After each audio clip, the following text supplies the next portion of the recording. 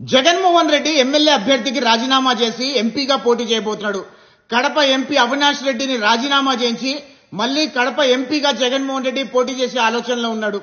ఆంధ్రప్రదేశ్ రాష్ట్రంలో జగన్మోహన్ రెడ్డి పార్టీని చిత్తుగా ఓడించి 11 స్థానాలకే పరిమితం చేస్తే జగన్మోహన్ రెడ్డి కనీసం ప్రతిపక్ష హోదా రాలేదని ఈరోజు జగన్మోహన్ రెడ్డి ఎమ్మెల్యేగా కనీసం అసెంబ్లీకి కూడా రావడానికి కూడా ఇష్టపడటం లేదు.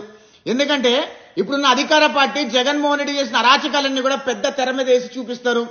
మొత్తం ప్రపంచానికి తెలిసే ప్రమాదం ఉందని చెప్పి భయపడిపోయి పిరికోడులాగా అసెంబ్లీ నుంచి పారిపోయి ఇప్పుడు పులివెందలకి రాజీనామా చేసి కడప ఎంపీ అభ్యర్థిగా పోటీ చేయబోతున్నాడు.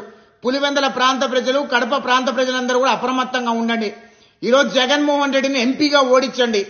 కడప ప్రాంతంలో, కడప పార్లమెంట్ లో తెలుగుదేశం పార్టీ అభ్యర్థి ఎవరిని నిలబెడితే వాళ్ళని గెలిపించండి. పులివెందల ఎమ్మెల్యేగా బీటెక్ రవి గారిని గెలిపించండి.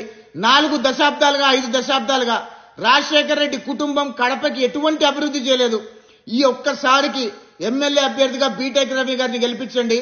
ఎంపీ అభ్యర్థిగా తెలుగుదేశం పార్టీ ఎవరిని నిలబెడితే వాళ్ళని గెలిపించండి. కడప పార్లమెంట్ ని అభివృద్ధి చేసే బాధ్యత చంద్రబాబు నాయుడు గారు తీసుకుంటారు, తెలుగుదేశం పార్టీ ఎంపీ తీసుకుంటుంది, పులివెందల ఎమ్మెల్యే బీటెక్ రవి గారు తీసుకుంటారు.